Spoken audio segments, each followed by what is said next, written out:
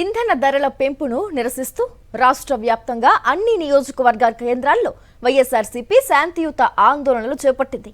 ఈ సందర్భంగా వైఎస్ఆర్సీపీ నేతలు అన్ని జిల్లాల కలెక్టర్లు, ఆర్డీఓ, తహసీల్దార్లకు పెట్రోల్, డీజిల్ ధరలు తగ్గించాలని వినతి పత్రాలు సమర్పించారు.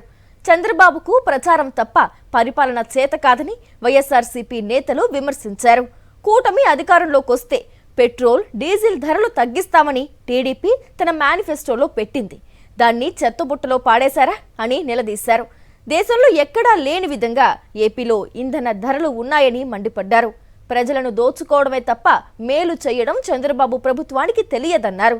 చంద్రబాబుది అబద్ధాల ప్రభుత్వమని ధ్వజమెత్తారు.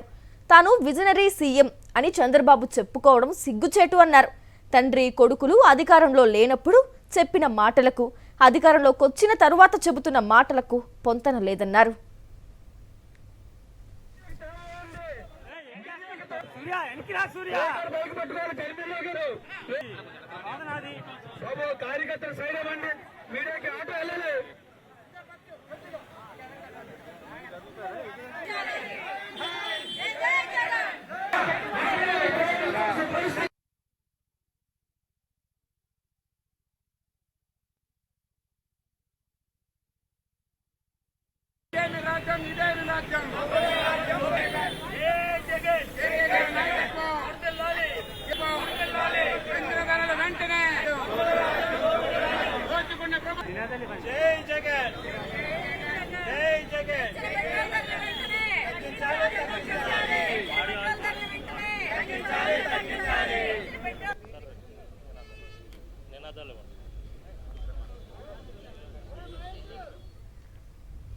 నెల్లూరు జిల్లా ఉదయగిరిలో వైఎస్ఆర్సీపీ ఆధ్వర్యంలో పెట్రోల్, డీజిల్ పెంపుకు నిరసనగా ర్యాలీ జరిగింది. అందులో భాగంగా మేకపాటి రాజగోపాల్ రెడ్డి ఆధ్వర్యంలో ప్రభుత్వాన్ని ఎండగడుతూ ఎడ్లబండిపై ర్యాలీ చేపట్టారు. అనంతరం ఇంధన ధరలు తగ్గించాలని ఎంఆర్ఓకు వినతి పత్రం అందజేశారు. కూటమి ప్రభుత్వం అధికారంలోకి వచ్చాక రాష్ట్రంలో పేద, మధ్య తరగతి కుటుంబాలపై భారం మోపి సంపద సృష్టిస్తున్నారన్నారు. ఎన్నికల్లో ఇచ్చిన ఒక్క హామీని కూడా నెరవేర్చలేని ముఖ్యమంత్రి చంద్రబాబు, లోకేష్ అసమర్థులు అని మండిపడ్డారు. వైఎస్ జగన్ హయాంలో పేద ప్రజలకు ప్రజారంజక పాలన అందించారని గుర్తు చేశారు. ఎలక్షన్ టైంలో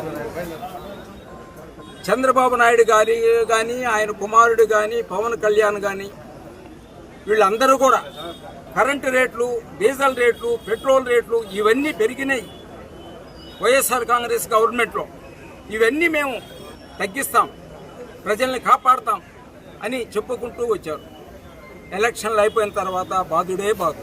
ప్రతి ఒక్కటి రేట్లు పెంచడంలో కానీ, పథకాలు ఇవ్వకుండా ఉండి ఎగ్గొట్టడంలో కానీ, ప్రతి దానిలో మాత్రం కూటమి గవర్నమెంట్ చేసిన దౌర్భాగ్యమైన పనులు ఎవరు ఏ గవర్నమెంట్ ఎప్పుడూ చేయలేదు.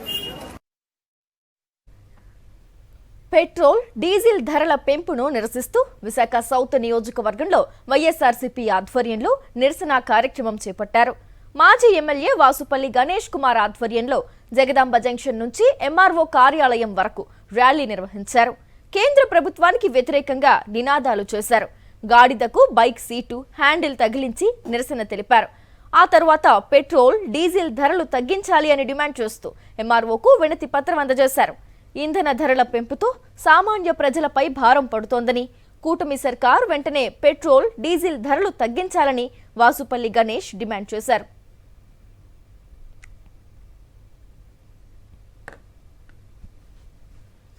ఈరోజు దక్షిణ నియోజకవర్గంలో ఒక వినూత్నంగా ఒక కార్యక్రమం చేస్తాం, ఐ ఓపెనింగ్ కార్యక్రమం. ఇంకా మనకి పాత రోజులు గాడిదల మీద వెళ్ళవలసిన రోజులు అన్నమాట. అందుకోసమనే గాడిదకి 2 వీలర్ కట్టి ముందుకు సాగాం. ఈ గాడిదలో గవర్నమెంట్లో ఈ గాడిదలే మనకి శరణ్యం అని చెప్పేసి చూపించడమే మా బాధ్యత. పెట్రోల్, డీజిల్ తగ్గించేస్తాము, కరెంటు బిల్లు తగ్గించేస్తాము, కరెంట్ రేటు పెంచము. ఓకే, 15,000 అమ్మాయికి ఇచ్చేస్తాము. 60 సంవత్సరాల వరకు కూడా 18 సంవత్సరాల నుండి పెన్షన్లు అన్నీ పెంచేస్తాము.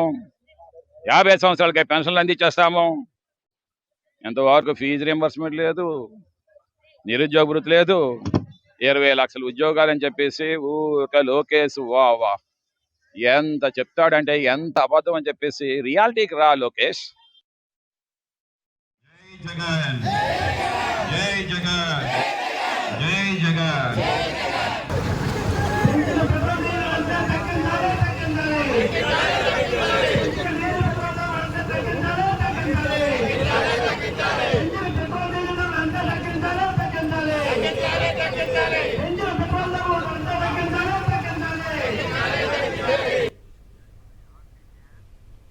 పెంచిన పెట్రోల్ డీజిల్ ధరలు తగ్గించాలని శ్రీకాకుళం జిల్లా ఆముదాల వలసలో వైఎస్ఆర్సీపీ నేతలు నిరసన తెలిపారు. వైఎస్ఆర్సీపీ ఆముదాల వలస ఇన్ఛార్జ్ చింతాడ రవికుమార్ ఆధ్వర్యంలో ఎద్దుల బండిలో ర్యాలీ నిర్వహించారు. కూటమి ప్రభుత్వం ప్రజలపై భారం మోపుతోందని మండిపడ్డారు చింతాడ రవికుమార్. దేశంలో ఎక్కడా లేని విధంగా ఏపీలో అత్యధికంగా ధరలు ఉన్నాయని, బాబు పవన్ చోద్యం చూస్తున్నారని విమర్శించారు.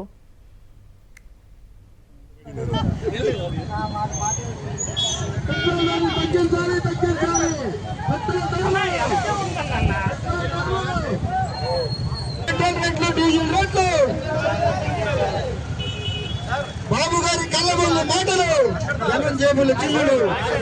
బాబు గారి కళ్ళ మాటలు.